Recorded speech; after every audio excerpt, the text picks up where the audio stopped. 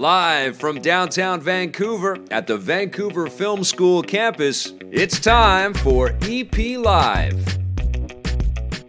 Hey, welcome to EPN. My name is Victor Lucas, and we bring you the latest in everything cool. Hope you guys had a fantastic weekend. You got to play some very fun things. Maybe you got out to go and see Joker. I'm going to be talking about Joker a little bit more on this show because just like the character himself who is haunted by all the demons that he is facing in his life, that movie has haunted me. I've got to get some more out. But we've got a lot more to get to. First of all, we've got the rundown, and today it is going out to Jason Chesley, who says, I get goosebumps when Vic says, remember, play forever. And it's because over the years, with all of Vic's hard work, he has given us a legacy of knowledge and passion for gaming. So with that in mind, I will be playing forever, and so will my children and their children's children. That is amazing. That's like a manifesto, man. I love that. Jason Chesley, this rundown is all yours. Now, pesky microtransactions haven't stopped Nintendo's latest mobile game from coming in first place. Mario Kart Tour has had the biggest launch yet for a Nintendo mobile game, with more than 90 million downloads worldwide in its first week. That number spans both iOS and Android, although Nintendo hasn't said how many users have actually kept playing the game or how many have spent money in the game. Mario Kart Tour has received criticism for how much it relies on microtransactions, and it even has a $5 a month subscription if you want to unlock everything. No matter how you feel about that, the game is almost certainly raking in the dough for Nintendo, so don't expect things to change anytime soon. It breaks my heart that Nintendo has gone down this road, no pun intended. Clearly, this is making them all kinds of money, and shareholders are going to be very happy about that, and the developers are going to be very happy about that, and I know that there's celebrations going on everywhere. But I don't know. I feel like as these microtransactions and loot boxes and these different scenarios for which game companies are figuring out ways to kind of pull money out of people on a continuous basis, and you don't ever really feel like you have the complete experience until you do keep spending money. It's just starting to feel a little dirtier, you know, and I don't like that Nintendo is playing in this space. I think that they could have easily piggybacked on some of the goodwill that's happening with Apple Arcade and Google Play Pass and said, okay, look, we want to try something different. We know you love Mario Kart. Here's our $10 price point for the game, and you own the whole thing. I feel like that free-to-play kind of fishhook is so enticing for a lot of people, and frankly, I can't wait till that kind of thing fades away. I feel like the first super successful subscription-based service where you have an endless stream of games at your fingertips, but they're complete games, that really succeeds and really kind of rolls over this whole idea of microtransactions, the better off the video game industry is going to be. That's not to say that this game isn't fun. I haven't been playing it. I played it a little bit. I thought it was okay, but it doesn't compete with Mario Kart 8 on the Switch. But I know people are having fun with it, and I don't mean to say you can't have fun with this. But if you're going to be spending money on a game like this, I'd be much happier if you were spending it in the direction of Google Play Pass or Apple Arcade and checking out all of those games that honestly need more attention than Mario Kart Tour does. All right, the new Avengers game from Square Enix isn't the only heroic Marvel game on the way. Sony has announced that the PlayStation-exclusive Ironman VR will land February 28th, 2020. As the title suggests, players will take the role of Tony Stark in a new story that sees him battle different enemies using his technologically advanced Iron Man suit, with a combination of flying mechanics, shooting, and puzzle solving. Iron Man VR is being developed by Camouflage, the indie studio behind the 2013 stealth game Republic. I can't wait for this game. I think Iron Man is a perfect character to strap on a VR headset. You know, there's a one-to-one there that just makes a ton of sense. I know that this is a massive deal for Camouflage to be bequeath this responsibility and to work in partnership with Marvel Games. But then again, led by Ryan Payton, who has been a long-time friend of Electric Playground, and we worked with him on when he was at Kojima Productions on the making of Metal Gear Solid 4. I got to know him really well. He's an unbelievably cool guy with just a devout passion for video games and making things that really matter. And I'm really, really happy that he gets to kind of lead a group of people to build us a dream Iron Man experience. And my fingers are crossed that it's amazing, and that it does very well for Marvel and for camouflage. And I think that's a pretty nice feather in the PlayStation VR's cap right there to get an Ironman VR game. I cannot wait to play this game. Netflix is doubling down on their efforts to win an Oscar. The streaming giant has announced that their new movie, The Irishman, from director Martin Scorsese, will be shown at New York's historic Belasco Theater alongside its limited run at a handful of theaters in Los Angeles. It will open in these theaters on November 1st and run exclusively for 26 days before streaming on Netflix itself starting November 27th. That way, it will qualify for the Academy Awards. Netflix has been trying for years to win an Oscar for Best Picture, but Academy rules prevented their films from being considered until recently.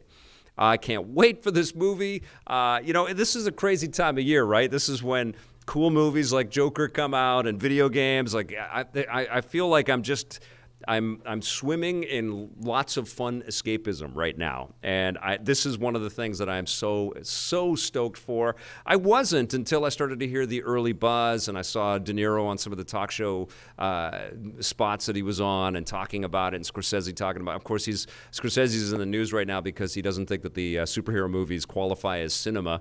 And let's talk about that for a second. I think it's great that he thinks that. I think it's totally cool. I know that's a shock coming from a guy that adores superhero movies as much as I do, but I think it's awesome that we can approach, the artistic medium of crafting movies from totally different vantage points. And I think that's why movies can offer so many different directions for us to be entertained. And I don't think that everybody that is making movies today needs to give a crap about superhero films. And what will be fascinating is when you get a guy like Scorsese say, okay, well, I'll give this a shot and I'll try something in this genre, coming at it from a completely fresh perspective. Yes, it's a little insulting of the work that people have been putting into these films, but damn, I feel like people are so worried about having an opinion about any of this stuff. And if there's any human on earth that is deserving of having an opinion about movies, it's Martin Scorsese, all right? The guy has given us a ton of stuff, so I feel like we just leave him alone. But I am super psyched for this flick, and I can't believe Al Pacino and Joe Pesci are in this sucker, Harvey Keitel. It's crazy, crazy. The trailer looks great. Yeah, and if Netflix wins an Oscar, I mean, like, that's so crazy. It's like they reached a mountaintop and now they're over the edge. Like they've thrown money at some big movie ideas and big properties, but if this one does it, and it's with the pedigree of Martin Scorsese, all bets are off. We're going to start to see a lot of like top drawer filmmakers like Christopher Nolan, and even though there's a lot of people that hate the idea of small screen movies, but I think that they're going to be sort of taking meetings with Netflix to try different things around this space. It's going to be very, very interesting. And speaking of superheroes, of course, Netflix hasn't even entered into their whole space. They own Mark Millar's whole catalog of, originally created properties. And so they're going to have a whole superhero universe of their own in the not-too-distant future as well. So they're going to play in the fantasy world, too. All right, Starfleet's best captain has set a date for his return. Over the weekend at the annual New York Comic-Con, CBS announced that the new Star Trek series Picard will premiere January 23rd. The show sees Patrick Stewart return to the iconic role for the first time in almost 20 years and will feature other returning cast members from both The Next Generation and Voyager, alongside a crew of newcomers. As with Star Trek Discovery, Picard will be available exclusively on the CBS All Access streaming platform in the U.S., while in Canada it will air on the CTV Sci-Fi channel, and everywhere else in the world on Amazon Prime.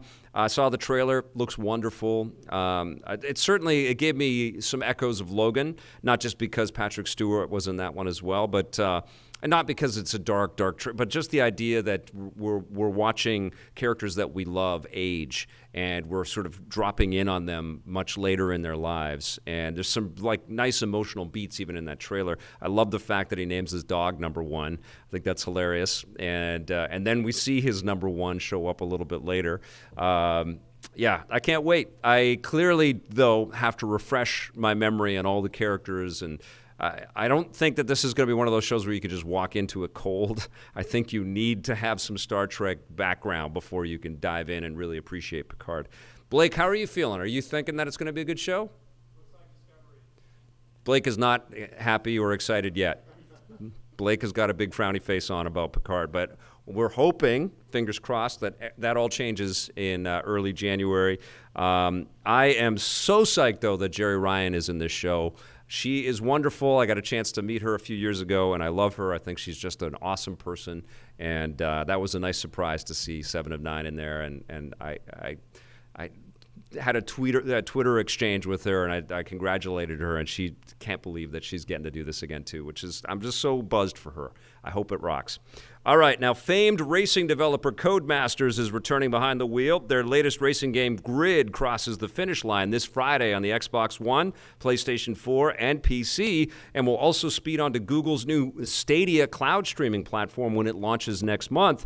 The new Grid is a reboot of the franchise, which first began back in 2008 and features a revamped Nemesis system, so the AI drivers will hold grudges against you if you drive too aggressively. We'll have a review of the game up on our channel in the coming days. I'm super excited about this. Codemasters has this pedigree with racing. Dirt and Grid were the ones that really kind of, put us over the top. They used to do that rally game with the rally race car driver that passed away. I forgot his name now.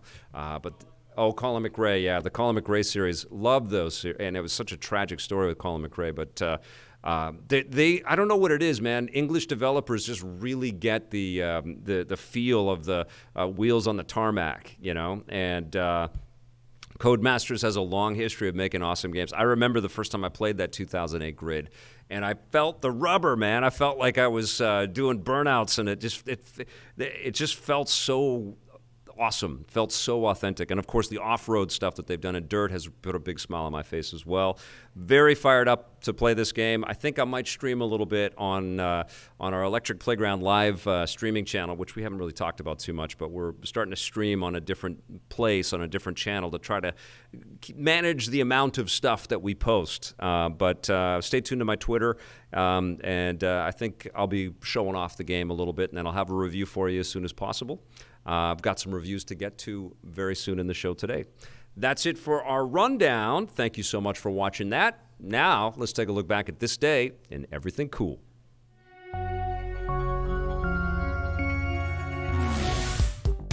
Welcome to This Day in Everything Cool for October 7th. On this day in 1995, the Mortal Kombat series looked at the PlayStation and said, "Get over here!" Midway released Mortal Kombat 3 on the PlayStation 1, becoming the first game in the franchise released on the new Sony console. Mortal Kombat 3 had already been released in arcades earlier that same year, and the PlayStation 1 was the first home version of the game. That wasn't the only thing special about it. Sony inked a deal with Midway to get the exclusive rights to the full 32-bit version of the game, meaning that the PlayStation would be the only console where the game would look and sound as good as it did in the arcades. This was a knockout for Sony. The Mortal Kombat series was a household name, with the first two games becoming massive hits on the Super Nintendo and Sega Genesis, so getting an exclusive deal like this for the third game helped drive interest in the PS1, which had only launched in North America a month earlier. Thankfully, the game also found its way to the SNES, Genesis, Game Boy, and Game Gear a month later. Okay. So Joker has been haunting me all weekend long, and like many of you probably who went to see the movie, you've been watching interviews with some of the cast and the director, Todd Phillips, and trying to kind of understand some of the questions and some of the stuff that has happened in this movie. I'm going to spoil a little bit in this discussion because I kind of backed off from spoiling too much in my review of the film. But it is clearly a movie that has some weight to it, and especially, I think, for fans that have been reading Batman stories for a long time. And I think that may be one of the things that a lot of people that have been offended by the film or shook by the film in whatever way maybe didn't kind of recognize about what was attempted with the movie. It's really dark, and that's been made clear. But the Batman tales throughout the years have been very dark. People get their heads completely twisted and completely pulverized, turn into like meat pies and into living dolls and cut up and slashed up. And Batman as a detective has to kind of continue to have his sanity in the insane world that Gotham City becomes. And I think that's kind of the milieu where this Joker kind of pulls from. Joker is a product of this broken city of Gotham, which was unbelievably well represented on film. I think Phillips and his cinematographers, they did an amazing job just showing the madness. All the way through the movie, we're constantly reminded of the rat-infested hellhole that Gotham City is. And, you know, there is a lot of pressure on Arthur Fleck, on this Joker who is about to become Joker, on this character who just gets beaten down right from the beginning.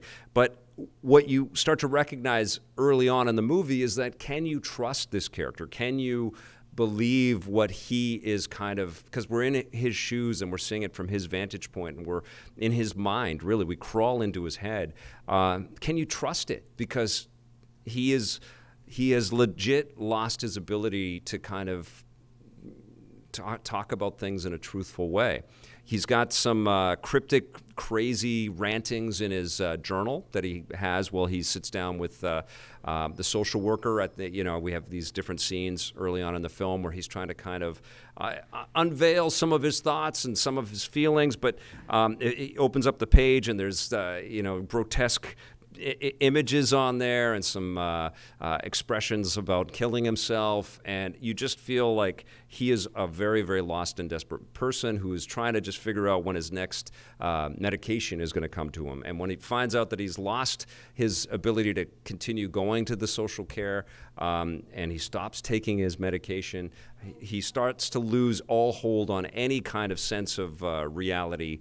And so consequently, when you're watching the film, right from the get-go, right from the very first sequences where the Joker gets beat up by a bunch of kids and they take their sign away and nobody believes it. And honestly, when I sat in the theater watching him chase down these kids to get his sign back, it just felt, why would you care so much? You know, if people were running away with your sign, you just go back and say, they stole my sign. Nobody would expect a clown to run in clown shoes chasing a bunch of kids that wanted his sign.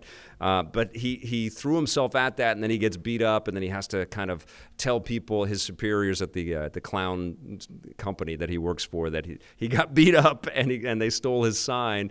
And it just gets weird. And then he gets handed a gun by a buddy, but then you start to wonder, did he really get handed that gun, or did he buy the gun? Because then he's accused of buying the gun. So there's this constant kind of thread throughout the movie where he presents a potential part of what the story is for his origin, but then it's subverted a lot. And the biggest one is with Zazie Beetz, who plays a neighbor in the apartment building that he lives in with his mother, and he has this whole sequence where he's falling for her, and at first we get a sense that no, he seems kind of creepy. He's very creepy, but then all of a sudden things turn, and she becomes this love interest, and it's very quick and it's very forced, and it's like, wow. I mean, she's a really forgiving human being to look at a person like Fleck there and think, okay, let's try this relationship out. But then you realize that nope, this is all sort of a manifestation in Joker's mind. But there's a lot of moments all the way through the movie where it just feels like, is he dreaming this? Is he, you know, concocting this as a story? And that honestly can survive all the way through the movie, right up until you know, he's transformed into the Joker, and we have this whole sequence after he's on the Murray Show, and he gets captured by the cops, and he's in an asylum, and he's talking to the therapist and starts laughing, and she asks, "Why are you laughing?" And he says, "It's a joke that you wouldn't get." And you know, you think, wait a second, is he just kind of making up is all of this just making up a story? Have we always been in the asylum? Have we left? You know, was he already the Joker? There's a lot of kind of weird things where you don't know for sure what the chronological order is on the movie, and that's kind of wonderful. And it plays like a lot of the comic stories that I've read. You know, that's the thing that really impressed me the most, is that It's very dark, it's very twisted, and it doesn't dumb down the narrative in any sense. And it stays true to a lot of what we've seen in Batman mythology, but it has its own slant, its own kind of perspective, and certainly Joaquin Phoenix's performance stands alone. Even in the, even with somebody like Jared Leto who took the role, I wasn't a fan of his, but he had it just a couple of years ago, and Joaquin steps into this and just completely crushes it and makes it his own. Now, I kind of alluded to this in my review, but the only thing that really kind of got to me about the movie and kind of let me down is I know that Todd Phillips reached out to Martin Scorsese and Scorsese's people to try to get him to be a part of the filmmaking process, and Robert De Niro became an ingredient in this movie, and he's cast as this talk show host, Murray. I forget the character's last name, but he plays this talk show host. It's kind of a flip on some of the stuff that he did in King of Comedy, and right from that kind of stunty type casting, plus the framing and the way that we set up all of the storytelling so it echoes a lot of stuff that we saw in Taxi Driver and King of Comedy. I mean, I looked at the scenes and I knew that Joker was going to kill Murray. And that's exactly where it goes to, crescendos to that. And it was so predictable and so easy to kind of read and so manipulative as well. It just felt like, okay, we're going to get to this point, and it's going to be a real shock, and then that's when he becomes the Joker. And it works. It's effective. It is shocking, but it was also very easy to read the signs that, all of the movie-making pieces were leading to this moment. And the moment is sold. It's effective. It's very realistic. But I almost feel like it would have been more realistic if we didn't have Robert De Niro in there.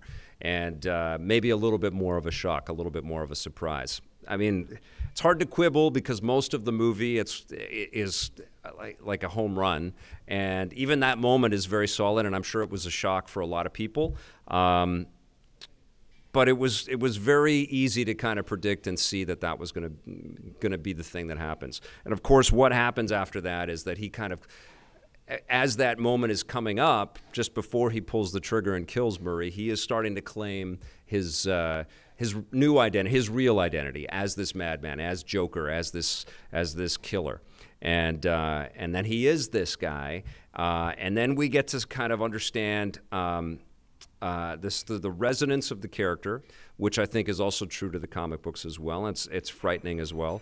I mean, this is such a twisted, dark city that even the early killings that Joker does kind of in self-defense are received by the population of the city where they almost have like a hero worship kind of thing. Like this vigilante is kind of looked on as a hero. So we see people in the streets wearing clown masks and people idolizing him. And Arthur Fleck kind of sees all of that happening around him, and he relishes all of that.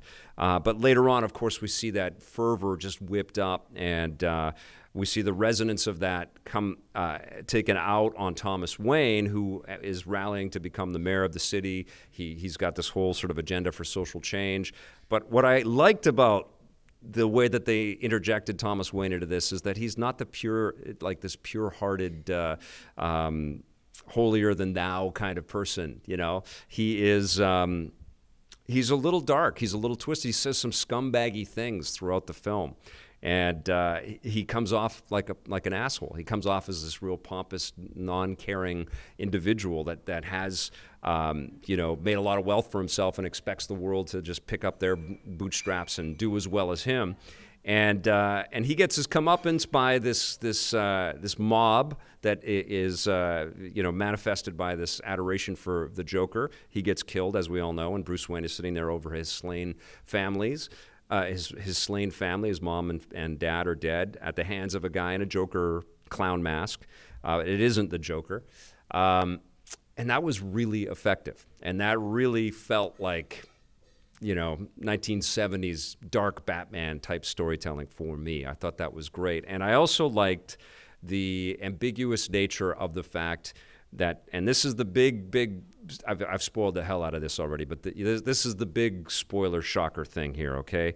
The concept that is posited that Thomas Wayne had an affair with Arthur Fleck's mom and that he is the stepbrother of Bruce Wayne is so radical and so gutsy and kind of out there, but I appreciate that choice so much. You know, it kind of is almost a little too on the nose for why the Joker would hate Batman, because he sees Bruce Wayne being taken care of while Thomas Wayne has completely abandoned his mistress and the son that they had together, potentially institutionalized him. But of course, she has all of these mental illnesses as well, and so Arthur Fleck doesn't know what to believe. He doesn't know if she is telling the truth either, and so there's this kind of you know, slippery narrative and this slippery kind of grasp on reality in their whole family. But just the idea that that might be, and that little picture with the "I love your smile" TW on the back of it, I thought was very sly and very clever, and it will get us talking about this movie and some of the choices in it forever and ever. And I think that's the genius of the flick, you know? Like, there's a lot of ways that this movie can be interpreted, and it also did a pretty damn convincing job of getting us into the mind of this very twisted supervillain. I love the film. It's very hard to watch. I think I'm going to probably see it again just to kind of, you know, see how it makes me feel and see how much more I take it apart. But there's definitely a lot to kind of digest. And when we clip this segment out into its own thing, I definitely want to hear your thoughts. But make sure, I mean, there's spoilers, should be all over the place here. But I want to hear your thoughts and, you know, your opinions and get some sort of ideas of what you think some of the meanings and the hidden meanings of Joker are from your perspective. But damn good film, and I stand by my 9 out of 10. All right, you guys, we have got a brand new 16-bit superhero for you. Let's take a look.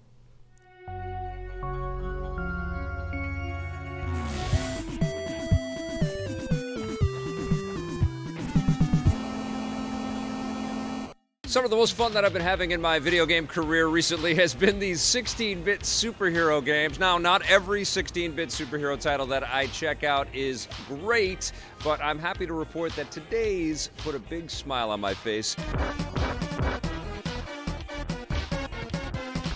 It's The Amazing Spider-Man Lethal Foes, which actually came out in the mid-90s for the Super Famicom. It wasn't released in North America, but thanks to the fine folks that decide to replicate cartridges, we now have a North American version of this game, which I picked up on eBay and had shipped to me, and I'm very glad that I did.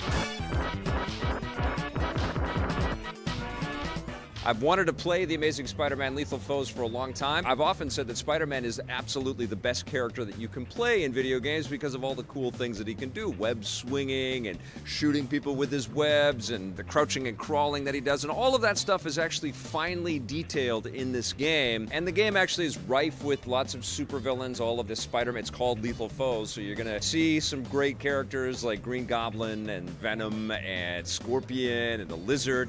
You're gonna be battling all kinds of great Spider-Man enemies. You're also going to get some cameos from Spider-Man friends and allies like Iron Fist and the Human Torch and Speedball. And there's actually pretty cool little comic booky cut sequences that happen before you get into the action. All of the action in the game is based on pretty simplistic level designs. And you've got a clock that's counting down all the time, so you're kind of racing through these levels, and you can fight Spider Slayers and then some purple and green bad guys that might have guns or grenades or rocket launchers that are out to get you. There's all kinds of little obstacles that are trying to impede your path and slow you down. It's kind of like you're racing to get to the boss fight. Then you get into the boss fights, and the animations and the mechanics in these boss fights, not incredibly impressive. There's certainly some clunkiness about it. The combat mechanics are cumbersome, and there's obstructions. Like, you'll find the placement of enemies is, a little insidious. You'll jump up, and there'll be some little tiny bug that will hit you improperly, and then you'll collapse and fall into the water, and then you'll have to start that whole level again. but the level design isn't so long and grueling that it never feels that terrible to have to do a restart. It's just fun to kind of play through, and then as you get better at the game and understanding its little haphazard mechanics, you'll want to sort of increase the difficulty levels and challenge yourself a little bit more. I really liked the flavor of the game, the feel of the game. The animation looks great, the colors pop off of the screen, there's lots of great details in the background. There's just enough comic book homages. The fact that J. Jonah Jameson pops up with a Daily Bugle headline in between these levels, he always just says pesky spider or whatever. He doesn't say enough, but there's charm there. There's definitely a lot of charm there. There's also some pretty cool jazzy music all the way through this thing.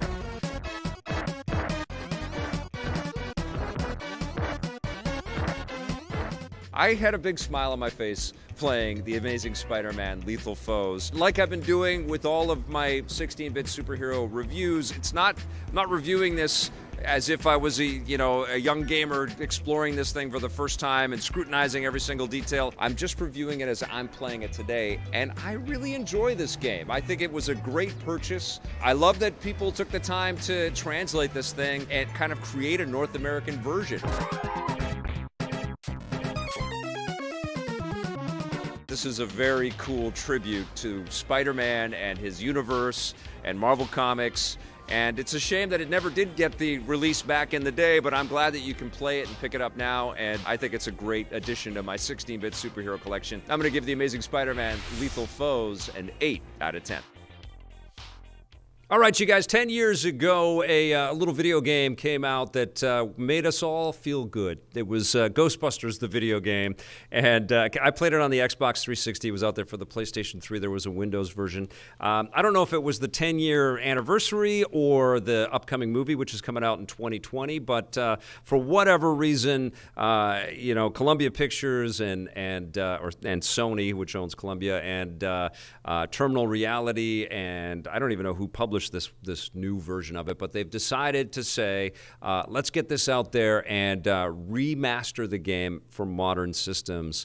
And I think it was kind of a brilliant idea because Ghostbusters, the video game, it was written by Dan Aykroyd and Harold Ramis and some other people as well, but the key creative sort of heart of the original Ghostbusters movies, 1 and 2, was a part of this movie.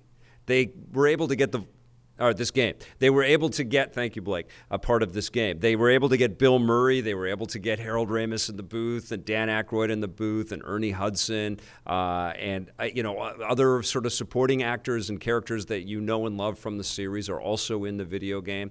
And honestly, the game is worth that alone. It's worth playing just for that. I was thinking about that in terms of the cost for it because it's a lower price game. Of course, it's a remaster. If you've got the classic versions of the game, you might be able to run it on current systems as well. If it's sitting in your Steam library, I'm sure you could play the old version if you wanted to. But the remaster is kind of a way to celebrate the Ghostbusters mythology for people that missed out on it last time. But I was thinking, like, the cost of it is not much more than if you wanted to buy a 4K release of the original Ghostbusters 1 or 2. Most of us have seen those movies a million times, and we probably don't need to have the latest revision of the movie in our library. But this game acts as a de facto sequel to Ghostbusters 2. And it takes place in that same era, in that same time period. All the actors are younger versions of themselves. And Harold Ramis, as we know, has passed away since this game came out. So it's kind of a way to honor him and his legacy and his work. And in fact, the game starts off with dedicated to Harold Ramis and rest in peace, which I thought was lovely. The music is also sensational in this game. And it really kind of evokes the movie versions of Ghostbusters in some wonderful ways. So in addition to all of that great voice cast, you get this pretty fantastic soundscape that takes you right back into the movies. Now visually, it's kind of a mixed bag because the assets that were crafted for the original game look like they've just been tweaked and polished and made into 4K. This isn't like Shadow of the Colossus remaster that they did for PS4 last year. Was it last year, Shadow of the Colossus?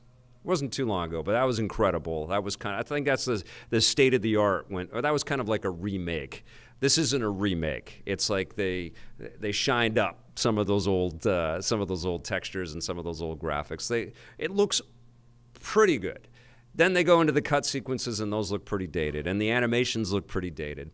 But in addition to beefed up polygonal models and some tuned textures and stuff, we also get a lot of really beautiful lighting in this game, because of course this is all about the proton packs and all the beams that the Ghostbusters were shooting, trying not to cross the streams. You're updating the proton pack with different abilities, so you'll get a slime ability, or they're basically variants on shotguns and rocket launchers and stuff, but in the Ghostbusters kind of motif. So when your key thing is to blast at ghosts with the proton beam, or whatever they call that, and it's the way that you shoot them and hurt them, and then eventually capture them and stick them into the traps. But you can also switch to these other variants, and it just lights up the room, and it lights up the screen, and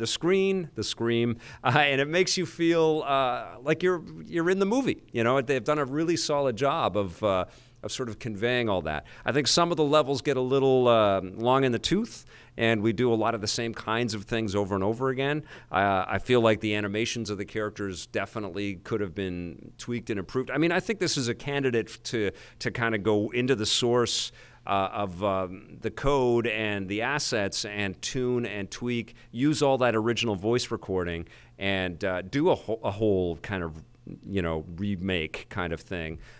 There's enough good elements in there to kind of reimagine everything, but it worked back in 2009. I had a very good time playing this game, and it still works in 2019. I do recall the multiplayer being fun back then. I think you can still play the multiplayer on the original Xbox 360 release, I think. I didn't try, but I think they've still sort of kept up some kind of functionality that way. But the developers for this game have stated that they're probably going to patch. I don't know.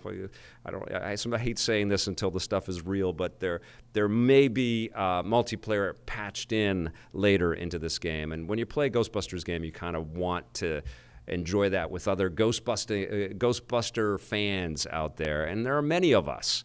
And I think that's really the core of it, right? Like, if you love Ghostbusters and you've got these modern systems and you want to find a way to kind of appreciate it with the original cast, this is a damn good time. You don't play as any one of the characters. You play as a new recruit, but it gives you the license to kind of stand around and watch all of these consummate professionals, these comedians, quip and riff on stuff, and it's great. It's a little stilted. It's not quite as natural, and the easy flow isn't quite as solidly there as it is when you watch the films. But it's pretty damn impressive for it to be a video game script, and you do have a lot of extra little bits and stuff too. Lots of lore. You can go up and talk to, characters that from the world. There's a lot of little cameos that pop in, especially in the Ghostbusters Firehouse.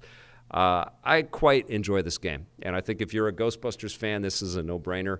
You should pick this up, or if you already own it, you should go back and play it, because it's kind of a buried treasure. I'm going to give the modern Ghostbusters Remastered a 7.5 out of 10. And I've got another review on the run for you. This one I did in the crappy weather of Vancouver.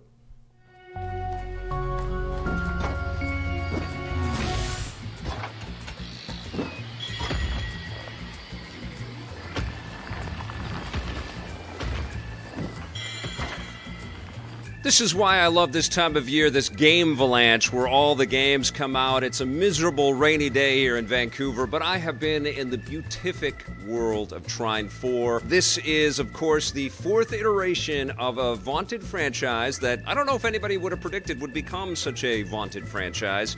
It's a 2D puzzle platforming adventure game where you play multiple characters, just like you did in Trine 1 and 2 and 3. They've gone back to the roots with Trine 4, though. They diverged a little bit. The developers at Frozen Byte said, let's check out a different way to approach making a Trine experience with Trine 3, but with Trine 4, they've gone back to a 2D planed action-adventure title, and I think the game is better for it.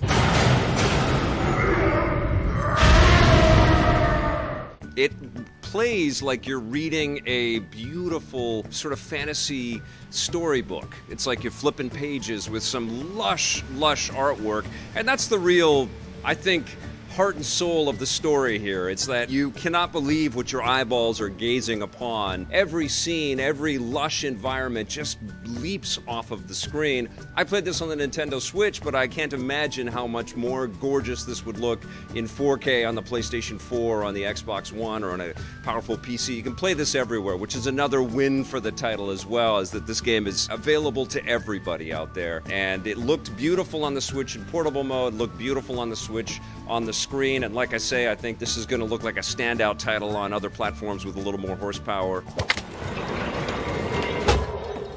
You play as a portly knight, armed with a sword, a shield, and the hope that there would be pie after his task was over. Or a wizard with the ability to conjure up different useful items like a giant steel ball or some metal boxes.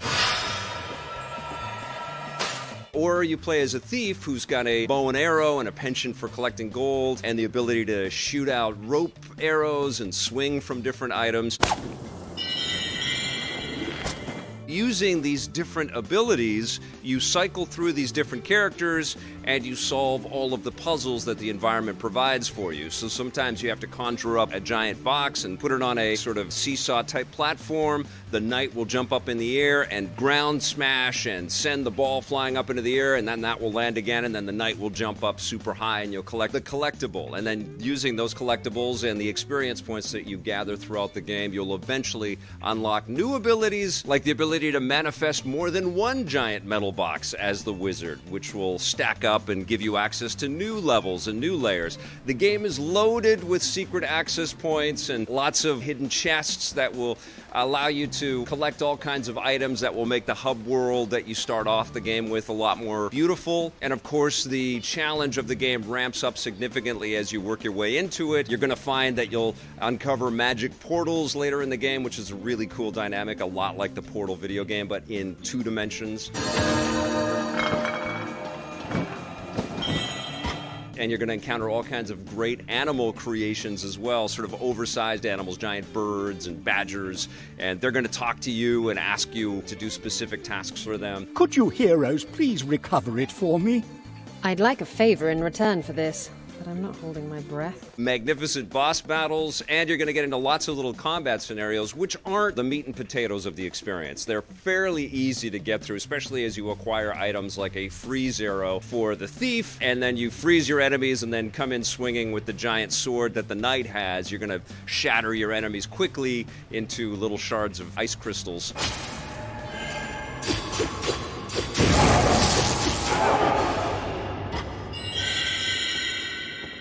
What I like so much about the Trine series and Trine 4 is that the game and the series has carved out its own little niche out there. There aren't lots of other puzzle platformers that allow you to play multiple characters with their own abilities, and you're switching between them in real time and kind of solving puzzles as you go. It's a great brain teaser, and it really sets up some interesting scenarios, but it's also soothing, you know? It's like there's no need to kind of race through this. There's no timer counting down. Eventually, some hints might pop up because you will get stuck in certain areas in the game.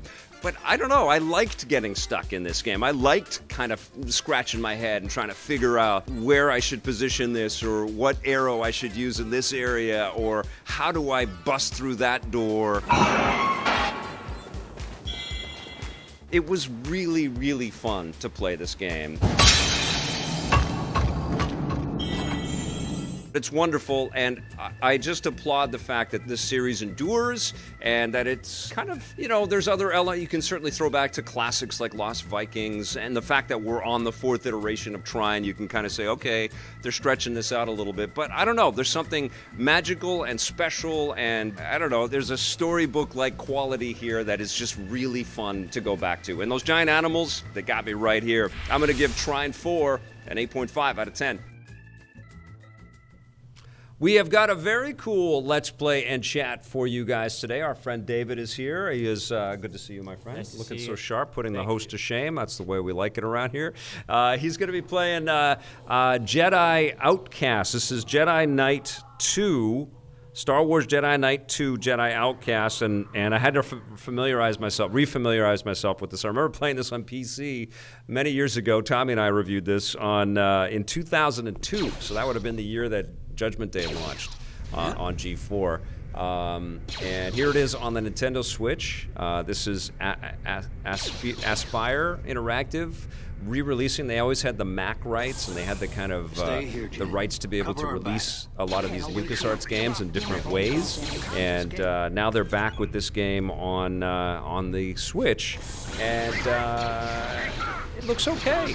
There's no invert control, so I was struggling with it. But you play as Kyle Katarn, who has forsaken the Force, so you don't have any of your Jedi powers at the beginning of this game, but you will eventually have them if David can get past this door. And so we'll get into the thing, and of course there's stormtroopers to shoot at, and Star Wars sounds, and this was made by Vicarious Visions and by Raven back in the day, I don't know, it was made with love, man. It was made by fans of Star Wars, and they were just going off and building extended universe kind of content out there, which is so great. Okay, but you guys know the drill. If you want to talk about anything, please just hit me up in the chat room there. Help me out with any questions or comments. If you can stick them in all caps, that's great. And David is going to blast at stormtroopers here, which looks great. Man, I played the F out of this game from the VR grid. Question for Crankypuss: what will make you happy for a new Star Trek? Blake, if they make it actual Star Trek, would make you happy? Don't have Seven of Nine with two big guns in her hands. She's not Rambo. I'm just relating for you. Yes. Yeah, I guess they do try to kind of reconfigure Star Trek for a different taste all the time, don't they? Yeah. Yeah. Good points, buddy. I like Discovery a lot. What can I say? I can't wait for Picard. Hip Hop Dan, hey Vic, of all the gaming conventions you've attended, does one stand out as your favorite? I'm a huge fan of the Game Developers Conference because I've gotten to know a lot of amazing people that make video games, and at that conference I can talk with them like people. They're not just trying to like sell me the game that they're making and pitch me, and it's not just about the feature set that's in their new game. It's about their process and the work that they've gone into. So usually there's a lot of like we shipped a game in the sort of the holiday time frame, and now we're going to tell you how we made it. And there's an exhale kind of quality to the Game Developers Conference. But I got to tell you, I've had amazing times at PAX. PAX is a very, very fun event because it is so much about the focus of celebrating the games in a real, player-first kind of way. I've had great times at E3, and E3 was certainly the mecca. It was the thing that drove me to. I had to make a choice back in '95. I could have invested to work with a production company here in Vancouver. They wanted me to put up money to kind of show how serious I was about making the show. Or do what I did, which was like, screw those guys. I'm going to spend the money and travel down to E3 and hire a camera crew, and we're going to shoot this. So that E3 became that mecca. It was a real kind of, this is my flag in the sand. I believe in this concept, and I'm going to put my own money where my mouth is, and we're going to go out and shoot some stuff. And we did, and it was incredibly beneficial for us, and we got amazing material there. And so I have very fond memories of E3, but E3 is kind of in a weird state now. They're trying to find themselves. They're sort of, 90% kind of pro, but then there's companies scattered all over the city and even before the dates of what the actual trade show is. So you can run around through E3 now and not run into people that you know, except at hotel lobbies or in hallways. And that's a big change from when everything was on the show floor and some of the enthusiasm and the electricity of E3 has been sapped out a little bit. Let's see what happens in 2020. All right, good question though. Blair Farrell, question: will you be looking at the season premiere of Batwoman? Absolutely, I will. Has that happened already? Is Batwoman? It did. Was it last night? Okay. I have to get caught up. I'm swimming in games right now, which is, oh, boo-hoo. But I definitely will be checking that out. Maybe I'll try to get caught up tonight, actually. But I'm fired up to check out the show for sure. Question from Kevin S. Hello, Vic. Which is your favorite Star Wars game of all time? That's an awesome question. Wow. Oh, my God. I mean, the first game that comes to my mind is the original Star Wars Battlefront 2. That's the first thing that pops into my head, but there have been so many good ones. I loved X-Wing versus TIE Fighter. I loved the VR mode in the first Battlefront game that DICE made and Criterion worked on. I loved the Rogue Squadron games that Factor 5 worked on.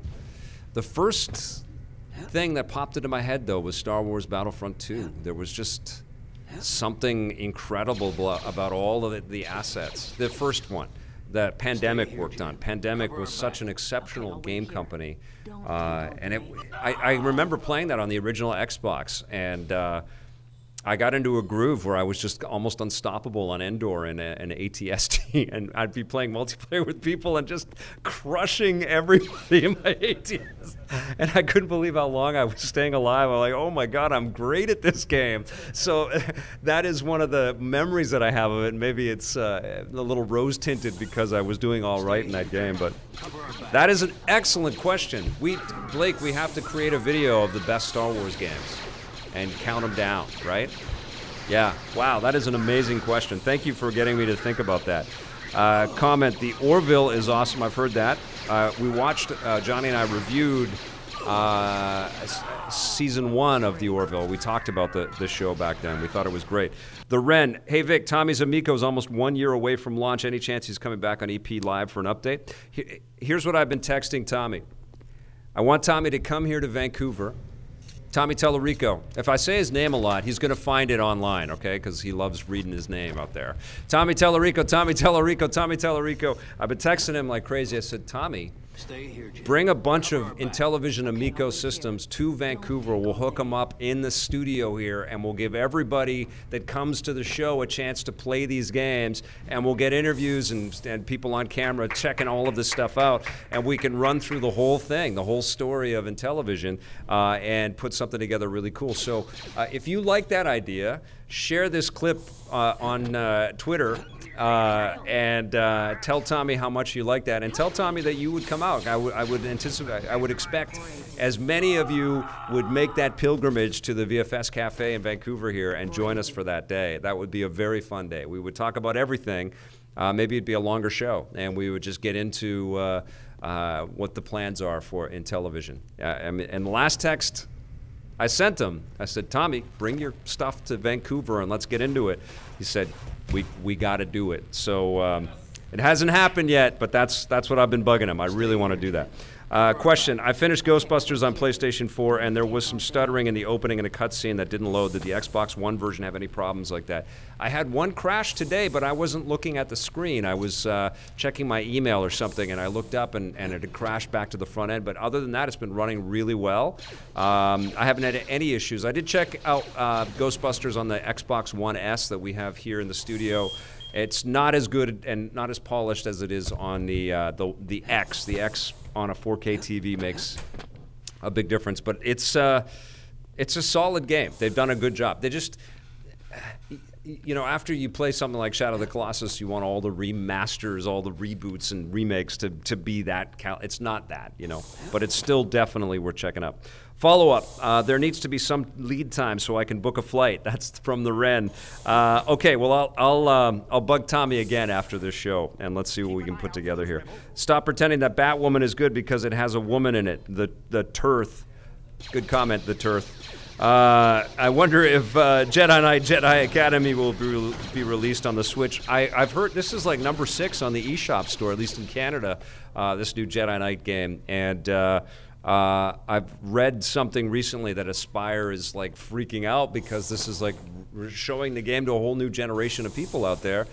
Yes, do that. There's lots of, like, I couldn't even think of my favorite Star Wars game that quickly because there's so many of them. There's lots of great ones, and I think that they should re-release a lot of this stuff. It'd be great to get console versions of some of the X-Wing and TIE Fighter stuff. That'd be amazing. Earwig says X-Wing Alliance is pretty great. Dark Forces 2, Jedi Knight, the predecessor to this game, life-changing. Yeah, I mean, we all have... Any of us lifers out there have lots of great memories of playing Star Wars games. Shadows of the Empire. I mean, I played the Rogue Squadron game on the GameCube not too long ago on the show and talked about it on Instagram, and people were like, "Oh my God, that was amazing back then." Okay, let's see what we got here. Okay, I'll wait here. Have you thought about interviewing the Rad Brad YouTube gaming personality? The Rad Brad YouTube gaming personality from Joey Roy Filbert. I haven't. I don't know who he is. Do you guys know who he is? The Rad Brad gaming personality? You know what? I would welcome any feedback and any ideas for people that you'd like to see on this show. We have the ability to get to a lot of people. And the reason why we haven't had anybody today and didn't have anybody on Friday is because I'm trying to catch up on some game reviews and get some review content together. So that means most of my time has been dedicated to playing stuff so I could talk about it, because I have a big pile of new games. But I welcome any suggestions for people you think we should interview on EP. Yeah, I'd love to. If you've got some ideas, I'd love to hear them. Let's see what we got here. Cover our back. Hister Mist. Have you ever played Puppeteer for PS3? And if you have, what is your opinion on it? I did play Puppeteer. I can't remember too much about it though. I did play it. I don't know if I did the review on it or not. I remember playing it, but I can't remember playing it for a long time. But I thought it was kind of cool. Yeah, I'm sorry, I don't have I don't have like a whole story around Puppeteer, but I do remember checking that game out for sure. Comment: some of my favorite Star Wars games are Rogue Squadron, Star Wars KOTOR, of course, Knights of the Old Republic. Oh my God, Republic Commando, incredible. Yes, Star Wars Battlefront 2 and Force Unleashed. Yeah, the Force Unleashed games. We had Sam Witwer on the show. Those games are incredible, especially the first one. Comment from Sydney K. Just got my arcade 1-up Teenage Mutant Ninja Turtle cabinet. Would love for you to review one of their machines. Yeah, me too. I have put out some feelers, so stay tuned on that.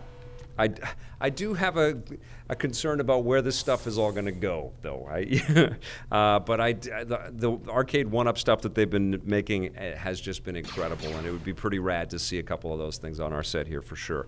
Blair Farrell, did you have a chance to play it? I heard there was some missing pieces of music. Blair's getting into the granular details on the Teenage Mutant Ninja Turtles cabinet. When will you be starting the rocket and ray guns for the decade? Great question, Taz. Blake and I have decided that December 16th, the week of December 16th, is going to be the Rocket and Ray Gun Awards. I think what we're going to do is we're going to shoot most of the categories and most of my thoughts on it, and we're also going to open it up again like we did last year to people that watch the material and also friends that I have across the industry to give us their suggestions and their thoughts. And I forget who suggested the Games of the Decade idea. I can't remember who said that, but we're going to do that. We're going to do a Rocket and Ray Guns for the best games of the last 10 years. So I want to reach out to people that I know across the whole community. So the week of December 16th to the wrap-up of that week is when all those segments are going to go out. We'll do a little bit every day, so we won't do like a 4-hour show or something like that on the Monday. But we'll post vids every day breaking down specific categories, okay? So I'll put that all together in a post. I'll put it into our community section on YouTube. I'll post about it on Facebook and on Twitter and in a Discord. and hoping that we get a lot of people that we know that watch EP Live to be a part of all that. It's going to be a lot of fun. I loved the way that we did the rocket and ray guns last year. Also, we are not on. We're taking a break on Wednesday because the space here at the VFS Cafe is being used for a different purpose. So for a couple of days there. So we're not shooting an EP Live, but on Friday we are coming back with a brand new EP Live, and I just worked it out that Bear Safi is coming back to guest host with me on Friday, and I can't wait for that. I love that guy, and so we'll get caught up, and he's going to be sitting with me for the whole show, and I'm working on a pretty cool guest for that day, and I'll confirm it as soon as it's confirmed, so stay tuned for that. Comment, I love the Joker, and I would love to see an R-rated Batman movie made in a similar way or in the same universe. Jordan Cunningham, that is an awesome comment, and honestly,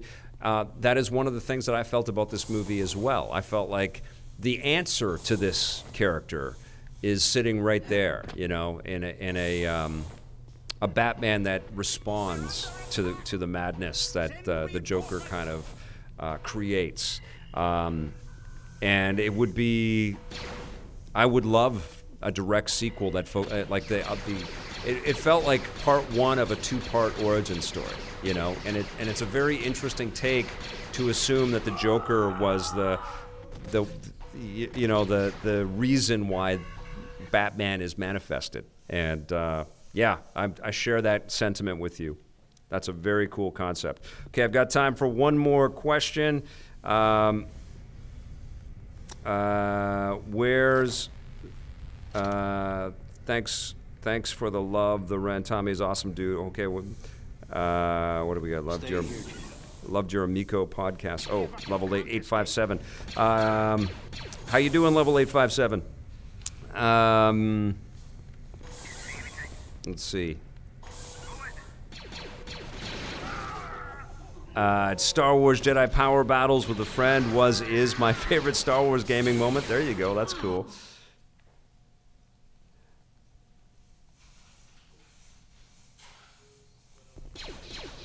Benjamin Rivers, Worse Than Death, is out on consoles tomorrow. That's what Blair Farrell's got to say.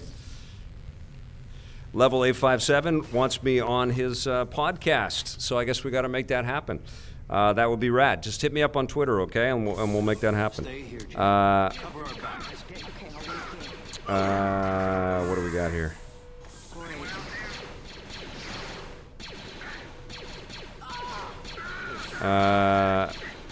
Where's Blade or Chimp when you need them? I don't know what that's about, Taz.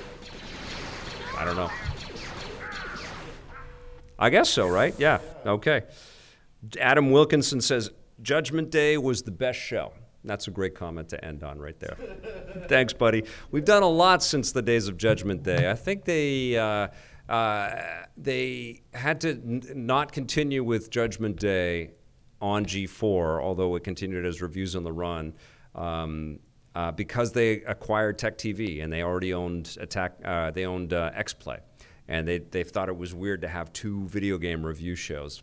We rated about the same, but they wanted to kind of whittle down the inventory that they had to the one that they owned. But that was a great fit. It was awesome, and it was great that we were able to bring Electric Playground to G4. But we have done a ton since Judgment Day, and Adam, I hope you get caught up, man. There's a lot on our channel right here. There's lots and lots of videos that sort of go through all the different eras of Electric Playground and Reviews on the Run and Judgment Day. But that's going to do it for our Monday episode. David, how'd you do? Not good. Did you get past the door? I did. You got past the door. That's good.